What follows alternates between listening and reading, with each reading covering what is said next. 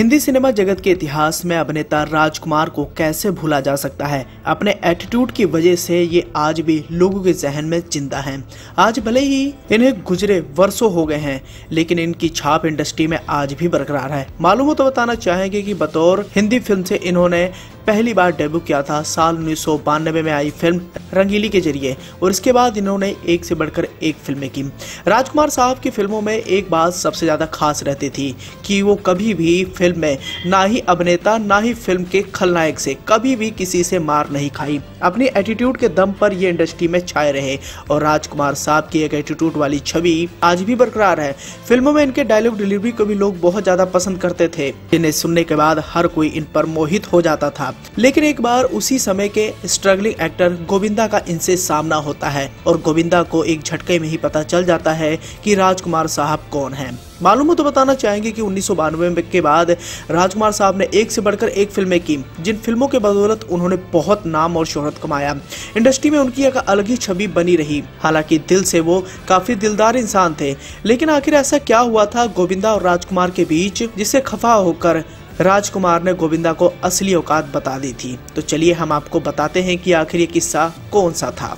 ये किस्सा उस दौर का है जब राजकुमार एक बड़े सुपरस्टार के तौर पर जाने जाते थे, वहीं दूसरी ओर गोविंदा अपनी पहचान बनाने में लगे हुए थे।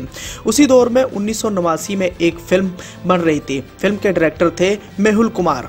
फिल्म में राजकुमार के अलावा गोविंदा, मंदाकिनी, डैनी, शक्ति कपूर और गुलशन ग्रोवर जैसे बड़े कलाकार थे। फिल्म की शूटिंग ठीक ठाक चल रही थी, लेकिन एक सीन में राजकुमार और गोविंदा के बीच में कुछ डायलॉग डिलीवरी को लेकर अनबन हो जाती है और राजकुमार साहब की जो डायलॉग डिलीवरी थी वो एटीट्यूड वाली थी।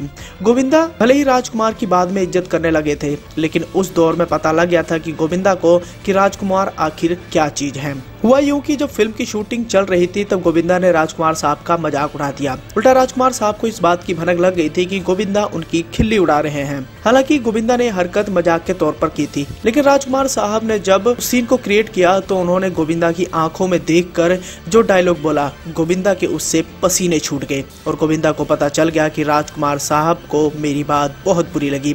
शूटिंग खत्म होने के बाद सीधा गोविंदा राजकुमार साहब के पास गए और उनसे उन्होंने माफी मांगी। राजकुमार साहब ने हंसकर उस बात को भुला दिया। फिल्म बनकर तैयार हुई और ये फिल्म थी जंगबाज। जंगबाज फिल्म उस दौर की एक बड़ी फिल्म थी, जिस फिल्म में ये सारे सुपरस्टार थे। राजकुमार जहां एक साफ सुथरी वाली छवि में दिखाई दिए इस फिल्म में, वहीं दूसरी ओर गोविंदा एक बड़े हीरो बनकर इस फिल्म के माध्यम से उभरे। वहीं डैनी का खतरनाक वाला किरदार भी लोगों के बीच में काफी पसंद किया गया और ये फिल्म काफी अच्छा खासा रिएक्शन पाने में कामयाब भी साबित रही।